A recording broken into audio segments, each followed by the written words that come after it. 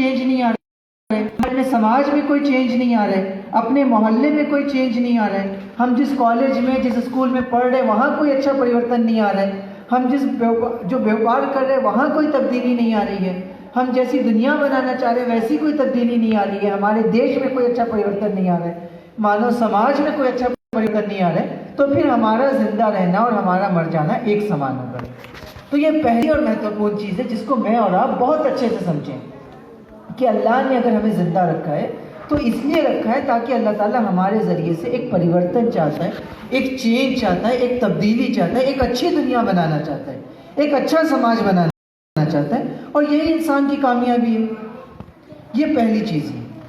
दूसरी बात ये कि जब हम हय्या अलल फलाह की बात करें, कामयाबी की बात करें, तो ये भी बहुत महत्वपूर्ण है कि कामयाबी को, सक्सेस को देखने का इंसान का जो पर्सपेक्टिव है वो दुरुस्त होना चाहिए, है ना। इससे पहले भी ये बात कही गई कि एक मनुष्य है वो ये सोचता है कि इंसान की कामयाबी, इंसान की सक्सेस इस बात में है कि बस वो पैसा कमा ले।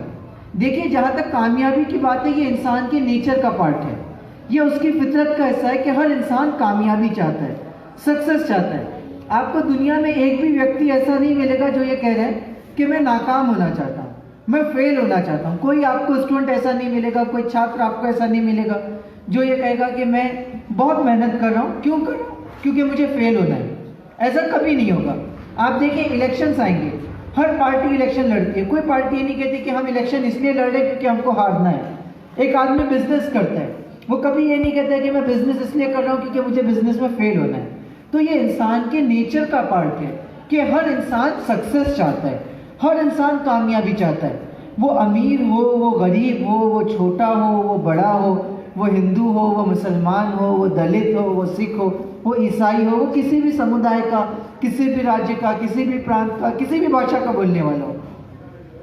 सक्सेस की ख्वाहिश, कामयाबी की ख्वाहिश ये इंसान की फितरत का हिस्सा है। लेकिन क्या हर इंसान जिसके अंदर सक्सेस की ख्वाहिश है वो सक्सेसफुल होता है? जाहिर सी बात है, नहीं होता। और अगर होता भी है तो क्या हर कोई हर पहलू से सक्सेसफुल होता है? वो भी नहीं होता है। तो ये बेसिकली इस बात पे डिपेंड करता है कि सक्सेस को, कामयाबी को देखने का हमारा दृष्टिकोण कैसा है। एक आदमी जो हर चीज़ को पैसे के पॉइंट ऑफ व्यू से देखता है, एक मटेरियलिस्टिक पॉइंट ऑफ व्यू से देखता है, उसको क्या लगता है, उसकी सारी कामयाबी का कैलकुलेशन इसी से होता है कि पैसा कितना आया और कितना नहीं आया। अगर मैं करोड़पति, अरबपति बन गया तो मैं कामयाब हो गया, और अगर नहीं बना तो नहीं हुआ। एक दूसरा व्यक्ति होता है जिसको पैसों से तो उतना लेना देना नहीं है, लेकिन उसको अपनी पब्लिसिटी चाहिए, फेम चाहिए, उसको नाम चाहिए, उसको लगता है कि लोग मेरी इज्जत करें। तो वो बस ये देखता है कि समाज में लोग मेरी इज्जत कर रहे हैं या नहीं करें, मेरा नाम कितना है, मेरा वर्चस्व कितना है। अगर वो है तो मैं सक्सेसफुल हूँ, नहीं तो नहीं हूँ। एक आदमी पॉलिटिशियन है, उसको इससे कोई दिलचस्पी नहीं है कि समाज में चेंज आ रहा है नहीं आ रहा है, परिवर्तन आ रहा है नहीं आ रहा है, विकास हो रहा है नहीं हो रहा है, देश आगे बढ़ रहा है नहीं बढ़ रहा है। उसको बस इससे दिलचस्पी है कि कैसे ना कैसा करके जोड़ तोड़ करके मैं गवर्नमेंट बना लूँ, मैं जो सत्ता में आ जाऊँ, उसके बाद मैं जो वो पॉलिटिक्स करूँ, बस अपना राजनीतिक लाभ उठाऊँ। तो फिर उसके लिए सारा कैलकुलेशन किस में होता है कि मुझे कितनी सीट मिली, कितना वोट मिला, कौन सी मिनिस्ट्री मिली, कौन सा गवर्नमेंट मिली, पंचायत में जीता नहीं जीता। तो होता क्या है कि हर व्यक्ति सक्सेस को, कामयाबी को जिस दृष्टिकोण से देख रहा है वो उसके हिसाब से आगे बढ़ता है। लेकिन जब हम सक्सेस की बात करते हैं, जब पवित्र कुरान ये कहता है कि आओ सक्सेस की तरफ, कामयाबी की तरफ, तो जाहिर सी बात है कि वो सिर्फ पैसों की सक्सेस की तरफ नहीं बुला रहे हैं, वो सिर्फ इज्जत और पब्लिसिटी और फेम के लिए नहीं बुला रहे, वो सिर्फ कुछ राजनीतिक फायदों के लिए नहीं बुला रहे, बल्कि वो जब कामयाबी कहता है, हम जब कामयाबी कहते हैं, हम जब सक्सेस कहते हैं, उसका मतलब ये होता है कि एक इंसान सभी मामलों में कामयाब हो। सभी मामलों में कामयाब होने का मतलब क्या है कि हम जिस दीन के मानने वाले हैं उसकी खास बात यह है कि वो ये नहीं कहता है कि आपको अगर मोक्ष चाहिए, आपको निजात चाहिए, आपको सल्वेशन चाहिए तो दुनिया को छोड़ देना पड़ेगा, दुनिया में जो अच्छी चीज़ें उसको छोड़ देना पड़ेगा, दौलत को छोड़ देना पड़ेगा, इंटरटेनमेंट और एंजॉयमेंट को छोड़ देना पड़ेगा। और वो ये भी नहीं कहता है कि अगर आप दुनिया में ये सब कुछ कर रहे हो तो आखिरत नहीं मिलेगी, बल्कि इस्लाम ये कहता है कि अल्लाह के नेक बंदे क्या दुआ करते हैं, रब्बना आतिना फिद दुनिया हसनतन व फिल आखिरति हसनतन व क़िना अज़ाबन्नार, कि ए हमारे रब हमें अता कर इस दुनिया में भलाई और आखिरत में भलाई और हमें आग के अजाब से बचा। तो इस्लाम जब कामयाबी कहता है तो उस कामयाबी का मतलब ये है कि इंसान की ये दुनिया भी कामयाब हो और इसके बाद की ज़िंदगी भी कामयाब हो, ये दुनिया भी स्वर्ग बन जाए और उसके बाद भी उसको स्वर्ग मिले, इस दुनिया में भी खैर ही खैर हो, अच्छाई हो, मोहब्बत ही मोहब्बत हो, अच्छा समाज हो, और आखिरत में भी इंसान को वही कामयाबी मिले। तो ये इस्लाम का पॉइंट ऑफ व्यू है कि वो जब सक्सेस को बताता है तो वो ये कहता है कि ये सक्सेस ऐसी है जिसमें आपको रुपया पैसा भी मिलेगा, आपको इज्जत और डिग्निटी भी मिलेगी, आपको एक सभ्य और अच्छा समाज भी मिलेगा, आप अखलाकी तौर पर मोरली भी बहुत अच्छे होंगे, आप स्पिरिचुअली भी बहुत अच्छे होंगे, नैतिक तौर पर भी बहुत अच्छे होंगे, और आध्यात्मिक तौर पर भी बहुत आगे बढ़ेंगे। तो आपको सारी दुनिया का सेटिस्फेक्शन मिलेगा और आखिरत की कामयाबी भी मिलेगी। और ये सारी कामयाबी अगर इतनी बड़ी चीज़ है तो जाहिर सी बात है कि जितनी बड़ी कामयाबी आपको चाहिए, जितनी बड़ी सक्सेस आपको चाहिए, उतनी ज़्यादा मेहनत आपको करना होगी। आप अगर एक छोटा सा एग्ज़ाम दे रहे हैं तो छोटी सी मेहनत करेंगे, पास हो जाएंगे। लेकिन अगर आपको एक बड़ी कामयाबी चाहिए तो उसके लिए ज़्यादा बड़ी मेहनत करना होगी, ज़्यादा स्ट्रगल करना होगा, ज़्यादा संघर्ष करना होगा, ज़्यादा सेक्रीफाइसेस करना होंगे, और जितना इंसान कोशिश करेगा उतनी बड़ी कामयाबी उसको मिलेगी। तो अब अपनी गुफ्तगू के इस हिस्से में आकर हम इस बात पर बात करेंगे कि फलाह की तरफ हम बुला तो रहे हैं, कामयाबी की तरफ बुला तो रहे हैं, लेकिन कामयाबी के लिए संघर्ष करना होता है। सक्सेस, कामयाबी कभी दुआओं से नहीं मिलती, दुआओं का अपना एक बड़ा रोल है, बगैर दुआओं के भी नहीं मिलती। इंसान को खुदा से मांगना चाहिए, क्योंकि इंसान को अल्टीमेटली जो भी चीज़ मिलती है वो अल्लाह की रहमत से मिलती है। लेकिन अल्लाह ये सिखाता है कि अल्लाह से मांगने के साथ साथ इंसान को खुद संघर्ष करना होगा, कोशिश करनी होगी। और अल्लाह ताला कहता है कि इंसान के लिए वही कुछ है जिसकी वो कोशिश करे। और अब आपको ये जो होलिस्टिक कामयाबी है, दुनिया और आखिरत की कामयाबी, अगर ये चाहिए तो अपने कर्तव्यों को पूरा करना पड़ेगा, अपनी रिस्पॉन्सिबिलिटीज़ को पूरा करना पड़ेगा। एक मुसलमान होने की हैसियत से, एक नागरिक होने की हैसियत से, एक इंसान होने की हैसियत से जो हमारी जिम्मेदारियां हैं उसको पूरा करना होगा। और जितने अच्छे से हम पूरा करेंगे उतनी अच्छी हमको कामयाबी मिलेगी, और जितना हम उसको पूरा नहीं करेंगे उतना ही हम फेल होंगे, उतना ही हम नाकाम होंगे। तो मैं यहाँ पर 5-6 बड़ी बड़ी चीज़ें बस शेयर करूँगा कि ये 5-6 चीज़ें ऐसी हैं जिसके बगैर हम कामयाब नहीं हो सकते, सक्सेसफुल नहीं हो सकते, जिन पर मुझे और आपको सबसे ज़्यादा ध्यान देने की ज़रूरत है। सबसे पहली चीज़ कामयाबी के लिए, सक्सेस के लिए जो ज़रूरी है वो ईमान है, श्रद्धा है, यकीन है। अगर आपका यकीन मजबूत नहीं है, अल्लाह ताला पर तवक्कल नहीं है, अल्लाह ताला पर ईमान नहीं है, तो आप दुनिया में बहुत से अच्छे काम कर जाएंगे, लेकिन उसके बावजूद भी आप सही मायनों में कामयाब नहीं हो सकेंगे। तो कामयाबी का जो असल बेस है, कामयाबी की जो असल जड़ है वो क्या है? वो इंसान का ईमान है।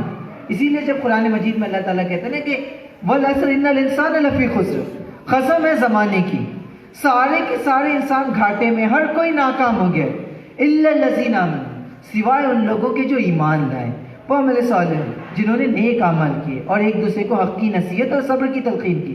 तो पहली चीज़ जो ज़रूरी है वो ये कि इंसान के पास ईमान हो।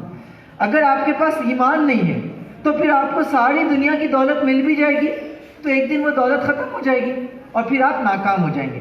आप देखें, अभी मैंने कोविड की मिसाल आपके सामने दी, कितने बड़े बड़े लोग थे, ऐसे लोग जिनके बैंक में करोड़ों रुपया फंसा हुआ है, लेकिन वो कोविड के नतीजे में मर गए। बड़े बड़े पॉलिटिशियंस, बड़े बड़े फिल्म एक्टर्स, बड़े बड़े सेलिब्रिटीज़, बड़े बड़े धर्मगुरु, हिंदू हो, मुसलमान हो, गरीब हो, अमीर हो, बैंक अकाउंट बड़ा है, छोटा है, कोई फर्क नहीं पड़ता, सारी दुनिया की दौलत है और एक झटके में मौत ने जो वो उनको ख़त्म कर दिया।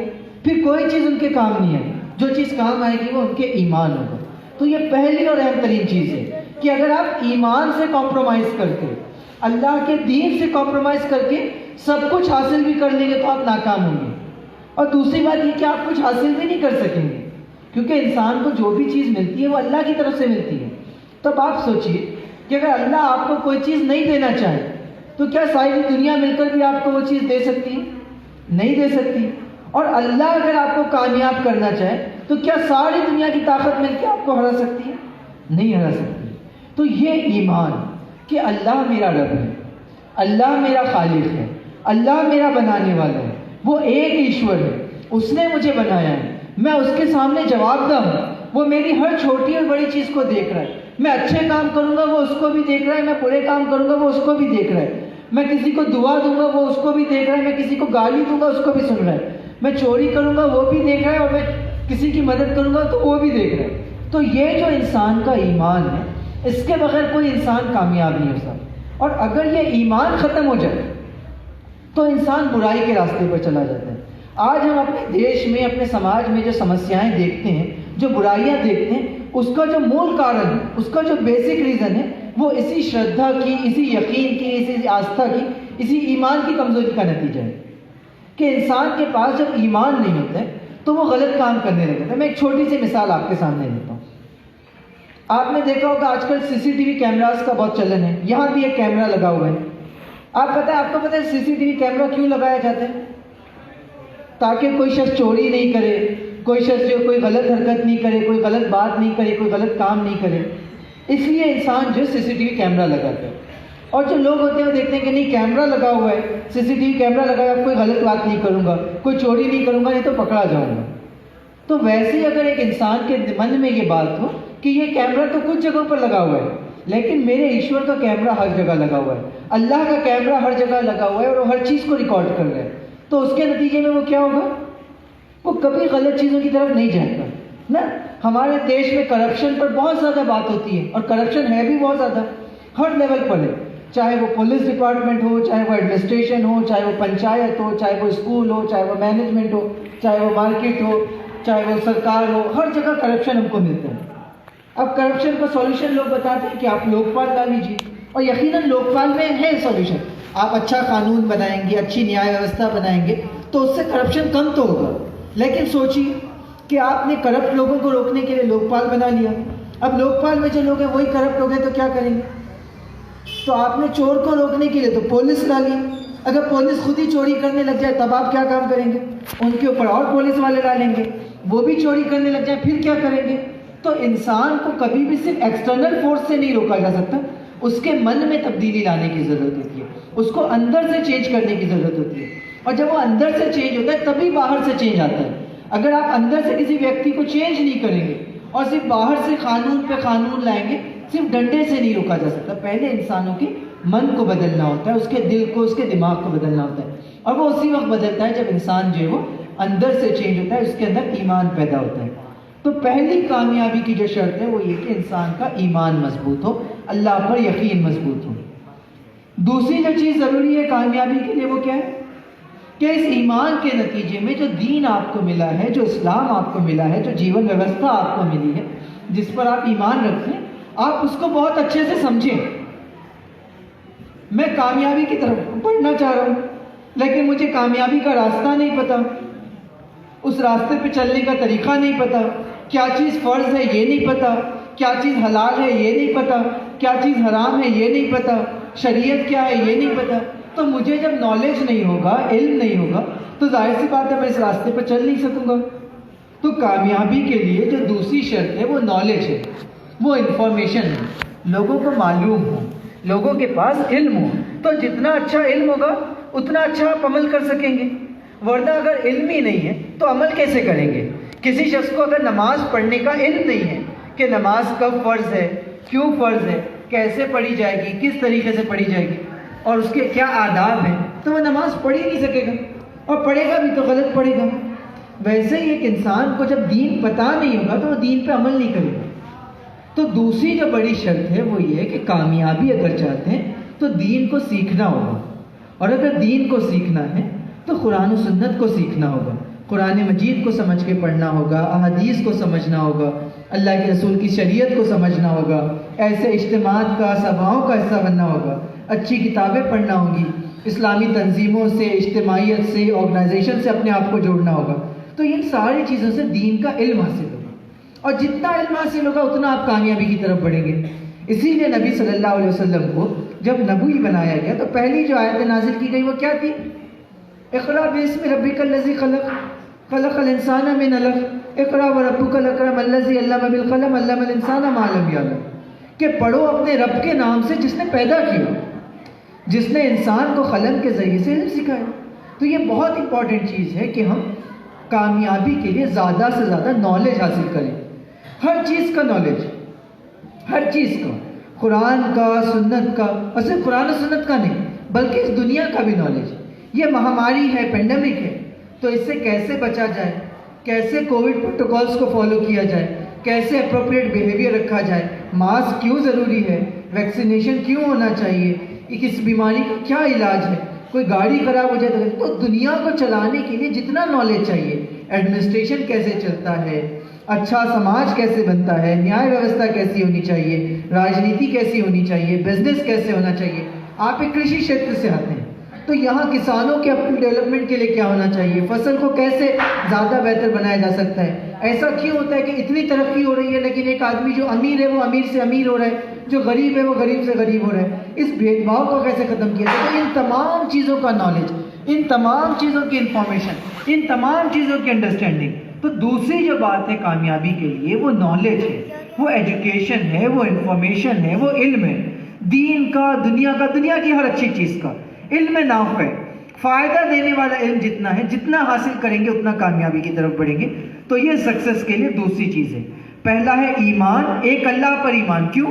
क्योंकि आपको एक अल्लाह ने बनाया है, आप उसी ईश्वर की धरती पर रह रहे। तो अगर आप उसको नहीं मान रहे, उसको नहीं जान रहे, तो आप आगे का कुछ कर ही नहीं सकते हैं। जैसा एक बेटा है अपने बाप को ही नहीं पहचान रहा है, अपनी माँ को ही नहीं पहचान रहा है, तो आगे वो कामयाब बेटा बन ही नहीं सकता। तो पहली तो ये कि जिसने आपको बनाया आप उसको पहचानें, उस पर श्रद्धा रखें, उस पर आस्था रखें, उस पर यकीन रखें, उस पर ईमान रखें, उससे मोहब्बत करें। दूसरा ये कि आप जो है वो उसके बताए हुए पूरे नॉलेज को, इल्म जो कुछ उसने क्रिएट किया है उसको ज़्यादा से ज़्यादा सीखें। ये दूसरी चीज़ है। तीसरी जो चीज़ है वो ये है कि जो दीन आपके पास है, जो इल्म आपके पास है, जो अच्छाइयाँ आपके पास है, आप उसको समाज में फैलाएं, उसको समाज के तमाम लोगों तक पहुँचाएं। देखिए ये बहुत अहम चीज़ है कि हमारे नबी ने ये बात हमको सिखाई है कि हमारा कैरेक्टर ये होना चाहिए कि हम अपने भाई के लिए वही चीज़ पसंद करेंगे जो हम अपने लिए पसंद करेंगे। अगर आप ये नहीं करते तो आप अच्छे मुसलमान नहीं हो सकते। अगर आप ये चाह रहे हैं कि मैं मुसलमान हूँ, मुझे तो बहुत अच्छा मिले, लेकिन वो दूसरी कास्ट का है तो उसको कुछ भी नहीं मिलेगा तो चलेगा। मैं मुसलमान हूँ तो मुझे पावर मिल जाए, दूसरे को नहीं मिलेगा तो चलेगा। मैं अमीर बन जाऊँ, दूसरा नहीं अमीर बने। अगर किसी व्यक्ति की ये सोच है, चाहे वो अपने समुदाय के बारे में हो या दूसरे समुदाय के बारे में, वो अच्छा मुसलमान नहीं हो सकता। जो बात सिखाई गई वो क्या है कि एक इंसान को उसी अपने भाई के लिए उसी चीज़ की ख्वाहिश करनी चाहिए जो वो खुद के लिए करता है। ऐसा नहीं हो सकता कि आप अपने लिए तो चाहे कि मुझे तो 1 लाख की नौकरी मिले और सामने वाला जो 10,000 में, 5,000 में, 2,000 में एडजस्ट करे। मुझे तो जो वो अच्छा बंगला मिले और सामने वाले को कुछ नहीं मिले, ये नहीं हो सकता। तो ऐसे जब आप कामयाबी की बात करें, तो जब आप अपने लिए कामयाबी चाह रहे हैं तो बाकी तमाम इंसानों के लिए भी कामयाबी चाहेंगे। और जब आपके लिए कामयाबी ईमान के अंदर है, दीन को समझने के अंदर है, तो बाकी के लिए भी उसी में है। तो तीसरा काम जो करना पड़ेगा वो ये कि तमाम इंसानों तक अल्लाह के संदेश को, अल्लाह के पैगाम को, अल्लाह के दीन को पहुंचाना पड़ेगा। हमको किसी को ज़बरदस्ती चेंज नहीं करना है, ये हमारा काम भी नहीं है और ये सही भी नहीं है ना। अल्लाह अगर किसी को ज़बरदस्ती चेंज करना चाहता तो फिर जाहिर सी बात है कि हमारे हाथ में डंडा दे देता, लेकिन हमको डंडा नहीं दिया कि हमको तो बुक दी गई ना। अगर अल्लाह ताला अगर किसी को ज़बरदस्ती सबको एक धर्म में लाना चाहता तो अल्लाह ताला सबको मुसलमान बनाता, या सबको हिंदू बनाता, या सबको ब्राह्मण बनाता, या सबको दलित बनाता, या सबको ईसाई बनाता। तो ये अल्लाह की मर्जी में नहीं है कि इंसान को ज़बरदस्ती चेंज करे।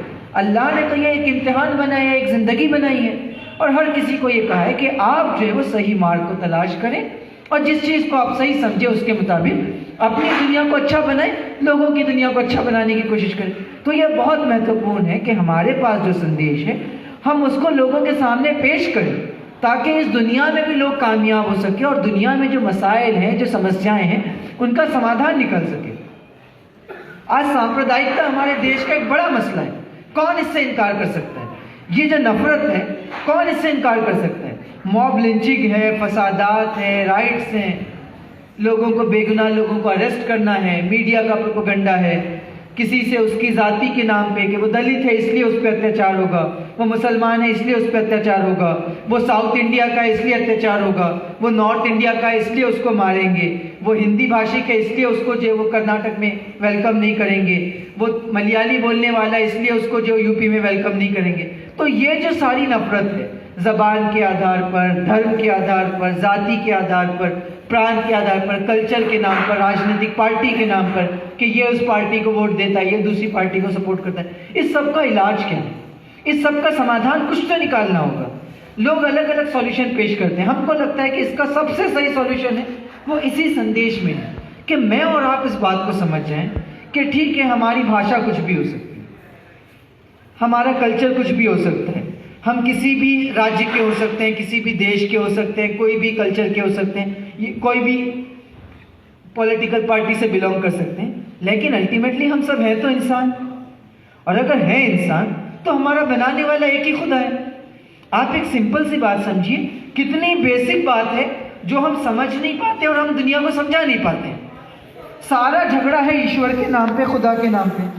तो एक सवाल थोड़ा सा रुक के अपने आप से पूछ लें कि क्या मुसलमान का खुदा और हिंदू का खुदा और क्रिश्चियन का खुदा और दलित का खुदा अलग अलग है?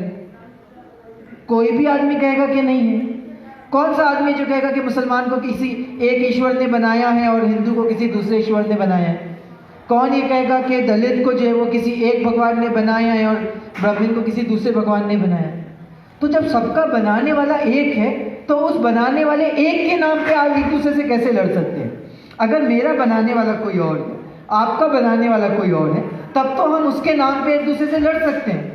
लेकिन जब मेरा और आपका बनाने वाला एक ही है तो उसके नाम पे एक दूसरे से लड़ना, उसके नाम पे एक दूसरे से नफरत करना, उसके नाम पे सांप्रदायिकता फैलाना, ये कैसे संभव है? तो हम समझते हैं कि ये जो एक खुदा का तस्वुर है, एकेश्वरवाद का ये जो कॉन्सेप्ट है, ये हमारे देश की, हमारे समाज की, हमारे दुनिया की समस्याओं को ख़त्म करने में और सही मायनों में सक्सेस को लाने में, कामयाबी को लाने के लिए सबसे इम्पोर्टेंट चीज़ है। आप देखेंगे कि अरब के समाज में, जहाँ प्रेषित मोहम्मद सल्लल्लाहु अलैहि वसल्लम आए, वहाँ भी ये मसला था ना। लोग अलग अलग एक दूसरे से नफरत करते थे, झगड़ा करते थे। उसका सॉल्यूशन क्या निकला? अल्लाह के रसूल ने तमाम लोगों को कहा कि तुम एक खुदा के बंदे हो, एक माँ बाप की औलाद हो। इंसान एक दूसरे को छोटा समझता है। आज कामयाबी नहीं होने की एक बड़ी वजह क्या है? एक समाज कब तरक्की करता है, कब उन्नति करता है? जब वो पूरा समाज एक साथ आके आगे बढ़ता है। अगर समाज में ये हो कि मैं इनकी टांग खींचने की कोशिश करूं, वो दूसरे की टांग खींचने की कोशिश करें, मैं इसको पीछे करूं, वो उसको पीछे करें, तो आपस में ही लड़ते रह जाएंगे। समाज आगे कैसे बढ़ेगा? देश आगे कैसे बढ़ेगा? तो होता क्या है कि जब किसी देश में, किसी समाज में लोग ये समझने लग जाएं कि ये आदमी सर्वश्रेष्ठ है, ये श्रेष्ठ है, क्यों है? क्योंकि ये फला कास्ट का है, और ये जो है वो लोअर है, क्यों है? क्योंकि वो ओबीसी है या एससी है। अरे भाई, कैसे हो सकते हैं?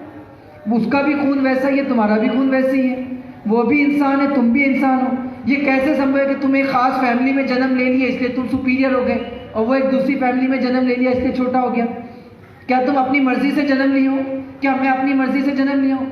ये हो सकता है कि जो आदमी अपने आप को सुपीरियर समझ रहा है, वो एक दलित के, एक आदिवासी के घर में पैदा होता, और एक आदमी जो दलित है वो हो सकता है कि किसी पुजारी या किसी महंत या किसी ब्राह्मण या किसी मुसलमान के घर में पैदा होता। एक मुसलमान जो है वो किसी और के घर में पैदा हो जाता, कोई और जो किसी और घर में पैदा हो जाता। तो ये तो ईश्वर की मर्जी, अल्लाह की मर्जी, जिसको जहाँ पैदा किया, तो क्या उसकी बुनियाद पर कोई छोटा बड़ा हो जाएगा? तो इस तसव्वुर को समझाना पड़ेगा। ये इतनी ऑब्वियस बात है कि हर इंसान को समझ में आनी चाहिए, लेकिन अनफॉर्चुनेटली सालों से जो नफरत फैलाई गई, जो सांप्रदायिकता फैलाई गई, जो राजनीतिक लाभ उठाने के लिए लोगों को तोड़ा गया, लड़ाया गया, इस सब का नतीजा ये है कि आज लोग जो है वो एक दूसरे से ही लड़ रहे हैं। उसके नतीजे में ना वो खुद कामयाब हो रहे हैं, ना समाज कामयाब हो रहा है, ना देश कामयाब हो रहा है। तो करना ये पड़ेगा कि उसका सॉल्यूशन पेश करना पड़ेगा और बताना पड़ेगा कि सबका खुदा एक खुदा है। ये बताना पड़ेगा कि तमाम लोग एक माँ बाप की औलाद हैं। ये बताना पड़ेगा कि अल्लाह की तरफ से, ईश्वर की तरफ से आने वाली हर चीज़ तमाम इंसानों के लिए होती है ना। बारिश होती है, बारिश का क्या यही रूल होता है कि मुसलमान के खेत पे बरसेगी, हिंदू के खेत पे नहीं बरसेगी, ब्राह्मण के खेत पर बरसेगी, दलित के खेत पर नहीं बरसेगी, क्रिश्चियन के खेत पर बरसेगी और सिख के खेत पर नहीं बरसेगी? ऐसा नहीं होता। बारिश है, सबके लिए है, हवाएं चल रही हैं, सबके लिए है, सूरज निकल रहा है, सबके लिए है। तो ईश्वर की, अल्लाह की, खुदा की तरफ से जो भी चीज़ है वो भी सबके लिए होगी, और अच्छी होगी तो हर कोई उसको कबूल कर ले, अच्छी नहीं होगी तो उसको रिजेक्ट कर दिया जाए। लेकिन हम दुनिया की हर चीज़ के बारे में ये सोचते हैं ना कि अगर अच्छी होगी तो कबूल कर लेंगे। अब ये कोविड-19 महामारी चल रही है, वैक्सीन बनी, हम ये बोल रहे हैं क्या कि ये जो कोविशील्ड है इसका फॉर्मूला तो ऑक्सफोर्ड का है, ऑक्सफोर्ड में तो क्रिश्चियंस हैं तो उनकी बनाई वैक्सीन यूज़ नहीं करेंगे। ऐसा नहीं होता ना। हम ये देखते हैं, अब ये माइक में बात कर रहे हैं, ये माइक जो किसी दूसरी कम्युनिटी के क्रिश्चियन ने बनाया, हमारे देश का भी नहीं है। तो दुनिया भर की चीज़ें जो हम यूज़ करते हैं वो तो दुनिया में अलग अलग लोगों ने बनाई। अच्छी होगी तो कबूल कर लेते हैं, अच्छी नहीं होगी तो रिजेक्ट कर देंगे। वैसे ही हम दुनिया के हर मामले में जब ये करते हैं तो अपने वर्ल्ड व्यू के सिलसिले में, अपने जीवन व्यवस्था के सिलसिले में, अपनी ज़िंदगी के हर मामले में यही होना चाहिए कि इंसान गौर फिक्र करे कि मैं जो है वो कैसा जीवन गुजारूं, मेरे लिए क्या चीज़ बेहतर है और कैसे मैं इंसानों के सामने। तो तीसरी बड़ी कामयाबी इस बात में है कि इस बात को हम समझें और इस मैसेज को तमाम इंसानों तक पहुँचाएँ। लोग आपसे नफरत कर रहे हैं या मोहब्बत कर रहे हैं, इससे ख़त्म नज़र तमाम इंसानों को ये बताइए कि तुम्हारा और मेरा ईश्वर एक ही अल्लाह है। तुम और मैं सब आखिरत में, क़यामत में उसके सामने जवाबदेह होगे। जैसे एक इंसान चोरी करता है तो उसको पकड़ के यहाँ जज के सामने लेकर जाया जाता है, तो चोर तो इस दुनिया में बच सकता है, वो पुलिस की नज़र में नहीं आएगा तो कुछ पैसा खिला के छूट जाएगा, या फिर जो अदालत में उसका जुर्म सिद्ध नहीं हो सकेगा। लेकिन क़यामत में खुदा के सामने वो नहीं बच सकेगा, और उसको भी, तुमको भी जाना है, मुझे भी जाना है। तुम भी गलत करोगे, तुम भी जवाब दोगे, मैं भी गलत करूँगा, मैं भी जवाब दूंगा। मेरा भी अल्लाह और ईश्वर से कोई रिश्ता नहीं है, तुम्हारा भी कोई रिश्ता नहीं है, कोई स्पेशल कनेक्शन नहीं है। हर कोई खुदा के सामने जवाबदाह देगा, हर कोई खुदा का बंदा है, हर किसी को मौत आनी है, और हर किसी को जो है वो अपनी आखिरत, मरने के बाद के जीवन के बारे में भी सोचना चाहिए, इस दुनिया के बारे में भी सोचना चाहिए। तो तीसरा, ये संदेश लोगों तक पहुँचाना, ये कामयाबी के लिए ज़रूरी है। चौथी चीज़ जो हम कहेंगे वो ये है कि चौथी चीज़ जो कामयाबी के लिए ज़रूरी है वो ये कि इस दुनिया की जो समस्याएं हैं इसका समाधान निकालना, और इसका समाधान निकालने के लिए अपने आप को तैयार करना। अच्छे डॉक्टर्स बने ताकि यहाँ कोई शख्स जो बीमारी से मर नहीं जाए, किसी को इलाज ऐसा नहीं हो कि इलाज नहीं मिल सका हो। अच्छे बैंक्स बनाना जो इंटरेस्ट भी बग़ैर ब्याज के लोगों को लोन दे सकें, किसानों की मदद हो सकेगी। वरना हमारे देश में सैकड़ों किसान हैं, हज़ारों किसान हैं, इसलिए आत्महत्या करते हैं क्योंकि उनके पास ब्याज पे पैसा होता है। साहूकार बनिया उनकी ज़मीन पे कब्जा कर लेता है। और अगेन, बनिया मतलब कोई कम्युनिटी नहीं, बल्कि वो लोग जो लोगों का एक्सप्लॉयटेशन कर रहे हैं। ऐसा नहीं है कि इसका मतलब सारे लोग वैसे ही होते हैं उस कम्युनिटी से, लेकिन जो ऐसे, या ऐसा भी नहीं कि सारे साहूकार ऐसा करते हैं, लेकिन वो लोग जो ब्याज के नाम पे किसान को पहले पैसा देते हैं, उसके बाद उस पर सूद लेते हैं, सूद इतना लेते हैं कि वो बेचारा अदा नहीं कर पाता, उसके बाद उसकी ज़मीन हथिया लेते हैं, वो सारा बेचारा गरीब हो जाता है। तो ऐसे में आप ऐसे बैंक बना सकें जो बग़ैर इंटरेस्ट के, बग़ैर ब्याज के लोगों की मदद कर सकें। आप ऐसा समाज बना सकें कि जिसमें एक आदमी परेशानी में दिख रहा है तो दूसरा आगे बढ़ के उसकी मदद करे। तो चौथी जो चीज़ है वो ये कि हम दुनिया को चलाने के लिए अच्छे लोग तैयार करें, अच्छे लॉयर्स हों, अच्छे डॉक्टर्स हों, अच्छे ब्यूरोक्रेट्स हों, अच्छे पुलिस वाले हों, अच्छे पॉलिटिशियंस हों। गर्ज दुनिया को सिर्फ स्किल्ड लोगों की ज़रूरत नहीं है, बल्कि लोगों को ऐसे लोगों की ज़रूरत हो जो साथ में नैतिक तौर पर भी अच्छे हों। आप देखिए, मैं एक मिसाल आपके सामने देता हूँ। आज इंडिया, हमारे देश में जो इतना करप्शन होता है, क्या ये अनपढ़ लोग करते नहीं करते? सबसे ज़्यादा करप्शन तो वो लोग कर रहे हैं जो सबसे ज़्यादा पढ़े लिखे हैं। जो जितना पढ़ा लिखा है वो उतना ज़्यादा जुल्म कर रहे हैं। एक आदमी बड़ा डॉक्टर बन जाता है, उसके मन में क्या है, मेरा 1 करोड़ रुपया लगा MBBS और MD करने में, अब मैं जो है लोगों को लूट के सारा पैसा वापस लूँगा, तो ऑपरेशन की ज़रूरत नहीं है तो भी ऑपरेशन करूँगा, कमीशन के लिए ज़बरदस्ती मेडिकल में गलत गलत दवाएँ लिख कर दूँगा, हैवी चार्जेस लूँगा, जहाँ पैसा मिलता है प्राइवेट सेक्टर में वहाँ काम करूँगा, रूरल बेल्ट में जाके काम नहीं करूँगा क्योंकि वहाँ लोगों के स्वास्थ्य की ज़रूरत तो है लेकिन पैसा नहीं है। एक आदमी इंजीनियर बनता है तो वो ये सोचता है कि रोड का गवर्नमेंट का कॉन्ट्रैक्ट उसको मिला, ऐसी रोड बनाता है कि हर साल ख़राब हो जाती है, ऐसी बिल्डिंग बनाता है कि उससे गिर जाते हैं, टूट जाते हैं, लोग मरते हैं, लेकिन उसको लगता है कि मेरा तो पैसा बच गया। एक पॉलिटिशियन है, उसको ये नहीं लगता कि लोगों ने सेवा का मौका दिया है, अब समाज को अच्छा करूँ, कुछ कंट्रीब्यूट करूँ, बस ये कि कैसे पैसा बना लूँ, कैसे जो वो खुद अपने आप को अमीर कर दूँ। तो मसला ये नहीं है कि दुनिया में इंसानों के पास नॉलेज नहीं है, मसला ये कि उनके पास नैतिकता ख़त्म हो जाए। तो चौथी चीज़ ये कि हम ये कोशिश करें कि एक आदमी डॉक्टर बने, बहुत अच्छा, लेकिन उसके मन में ये बात हो कि मैं डॉक्टर सिर्फ पैसा कमाने के लिए नहीं बन रहा हूँ, पैसा कमाऊँगा लेकिन इंसानों की सेवा के लिए बन रहा हूँ। अल्लाह के रसूल सल्लल्लाहु अलैहि वसल्लम की इस हदीस को याद रखिए। अल्लाह के रसूल ने फरमाया, खैरुन नास मन यनफउन नास, इंसानों में सबसे अच्छा कौन है? ये नहीं कहा जो बहुत नमाज पढ़ रहा है, जो बहुत रोज़ा रख रहा है, जो बहुत पूजा पाठ कर रहा है। क्या कहा? खैरुन नास मन यनफउन नास, इंसानों में सबसे अच्छा वो है जो इंसानों को फ़ायदा पहुंचा रहा है, इंसानों को लाभ पहुंचा रहा है, इंसानों के काम आ रहा है। तो मुझे और आपको इस पर विचार करना होगा कि अल्लाह के रसूल ने एक हदीस में फरमाया, आपने सुना होगा कि तुम में से कोई आदमी अच्छा मुसलमान नहीं हो सकता, तुम में से कोई आदमी अच्छा मुसलमान नहीं हो सकता, तुम में से कोई व्यक्ति अच्छा मुसलमान नहीं हो सकता। आपके साथियों ने पूछा कि हे प्रेषित मोहम्मद सल्लल्लाहु अलैहि वसल्लम, ए नबी सल्लल्लाहु अलैहि वसल्लम, कौन सा आदमी अच्छा मुसलमान नहीं हो सकता? आपने कहा कि वो आदमी जो खुद पेट भर के खाना खा रहा है, उसका पड़ोसी भूखा सो रहा है, फिर वो पड़ोसी हिंदू है, मुसलमान है, सिख है, ईसाई है, दलित है, फर्क नहीं पड़ता। आप पेट भर के खाना खा रहे हैं, आपका पड़ोसी भूखा सो रहा है, आप अच्छे मुसलमान नहीं हो सकते। तो ऐसा इंसान बनना, अपनी ये कैपेसिटी जनरेट करना कि मैं खुद खाऊंगा और 100 लोगों को खिलाऊंगा, खुद बिजनेस करूंगा और 10 लोगों के लिए रोजगार का मौका फराहम करूंगा, तो ये जो नेचर है इसको डेवलप करना, ये चौथी बड़ी अहम चीज़ है। सोशल कंसर्न बहुत इंपॉर्टेंट चीज़ है। आपने देखा कोविड-19 में हमको ये चीज़ देखने मिली कि एक तरफ तो कुछ लोग थे जो जी जान से लोगों की सेवा कर रहे थे, और दूसरी तरफ वो लोग थे जो अपने माँ बाप को छोड़ दे रहे थे कि माँ कोविड से मर गई तो जो वो उसकी अर्थी उठाने के लिए कोई नहीं है कि हमको कोविड हो जाएगा। लोग अपने माँ बाप को जो छोड़ रहे थे, नदियों में जो लाश बहा दे रहे थे। तो ये इंसानियत, कैसी इंसानियत? आप देखिए, मैं मुंबई से बिलोंग करता हूँ, आपने देखा होगा, हर किसी ने ये दृश्य देखा होगा, हज़ारों किलोमीटर जो वो मुंबई से निकल के बंगाल, बिहार, यूपी जो वो हमारे मजदूर साथी पैदल जा रहे थे।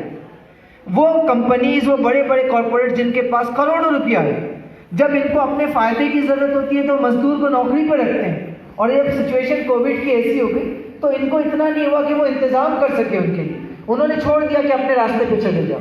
यूपी में आपने देखा क्या हाल हुआ, लाशें जो गंगा में तैर तैर के जो बिहार तक पहुँच रही थी। तो ये कैसे होता है? ये उस वक्त होता है जब इंसान की इंसानियत मर जाती है, और इंसानियत जब मर जाती है तो ये कैसे मरती है? जिन लोगों की ये जिम्मेदारी थी कि वो ऑक्सीजन फराहम करते, जो लोगों का ख्याल रखते, उन्होंने वो सब नहीं किया।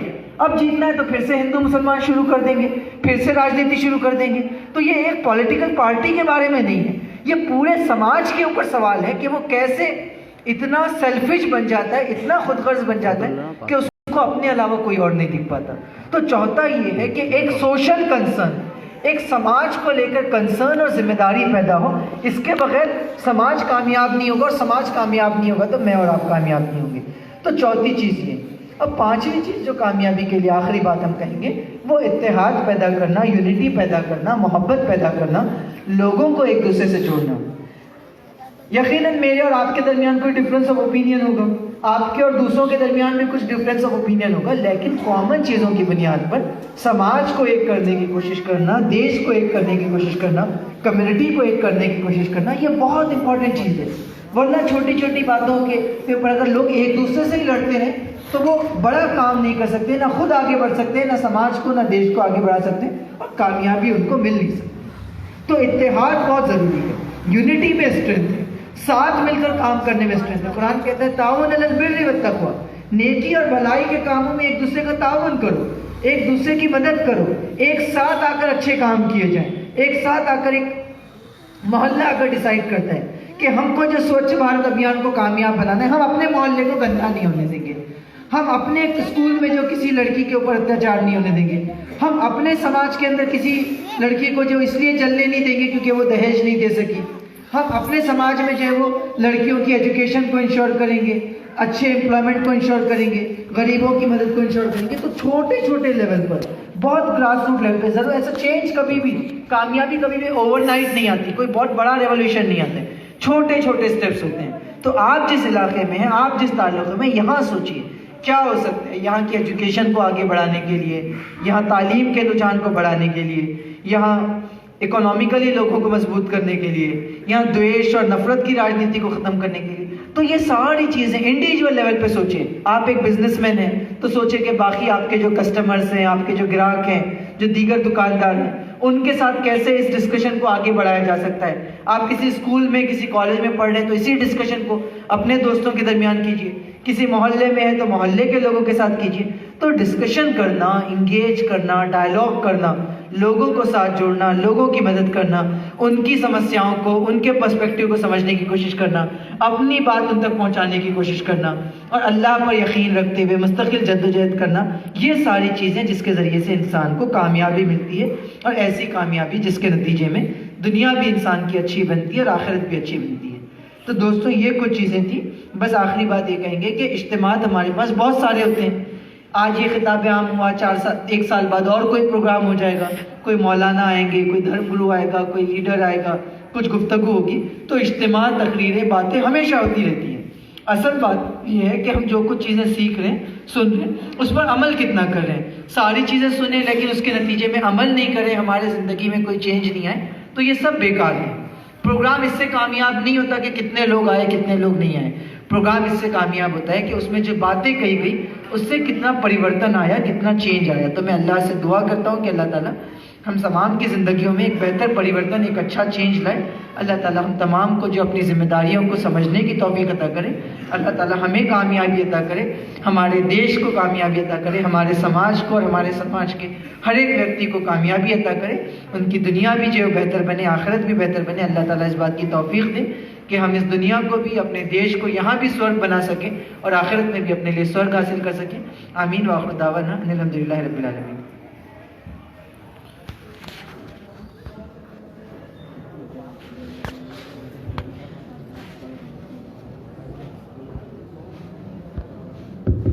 जज़ाकल्लाह सलमान अहमद भाई, जो कि नेशनल प्रेसिडेंट ऑफ SIO हैं, जिन्होंने आज के उन्वान पर डिटेल एक्सप्लेनेशन दिया।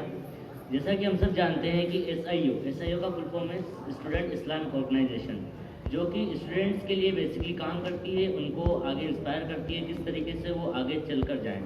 तो हमारे पास 10th-12th का जिन बच्चों का रजिस्ट्रेशन हुआ है, मैं डाइस पर मुझे सभी मेहमानों से गुजारिश करता हूँ कि उन्हें प्राइज़ डिस्ट्रीब्यूट करके उनका उत्साह बढ़ाएं, उन्हें प्रेरित करें ताकि वो इस तरीके से ही आगे बढ़ते रहें।